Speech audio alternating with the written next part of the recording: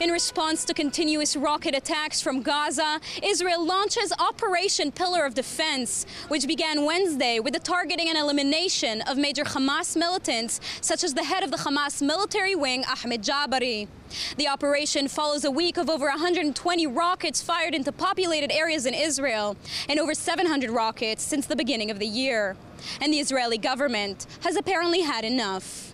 We cannot tolerate a situation that coming from Gaza, there is a rain of missiles and rockets on our people, who forces a fifth of the population of Israel to live in shelters. This will not be tolerated. This is the reason for our operation.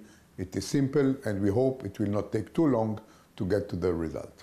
You cannot kill Israelis and go around like business as usual. You bear a heavy responsibility. Israel's last operation in Gaza took place in 2009. However, Operation Cast Lead failed to stop the rocket fire into Israeli towns. In recent weeks, as the shelling intensified, the Israeli government warned that their silence won't last forever. Indeed, in a press conference held by Prime Minister Netanyahu, goals for the operation were announced: inflicting serious damage to the rocket-launching network, creating a major setback for Hamas, and strengthening Israel's deterrence while minimizing damage to Israel's home front. And so Netanyahu instructed the IDF to conduct surgical strikes against the terrorist infrastructure in Gaza, aiming at least 200 terror targets, with the first one being Ahmed Jabari. What's the significance of the elimination of Ahmed Jabari? The elimination of Ahmed Jabari is extremely important because once you take off the head of such an organization, this organization finds it very difficult to function because he was responsible for everything. He was the head, he was deciding, he was the #1 person. Now it is very difficult for the Hamas.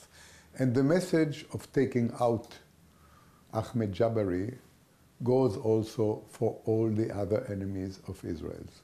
And it means, very simply, if you will not let us live in peace, you will not live, period. 52-year-old Jabari spent 13 years in the Israeli prison for terror activity, led the takeover of the Gaza Strip by Hamas, and was infamous for directing Israeli soldier Gilad Shalit's kidnapping and 5-year-long captivity. His funeral was held in Gaza on Thursday. Hamas vowed to strike back, not only with rockets, but by extending terrorist activity through the West Bank and into Israel.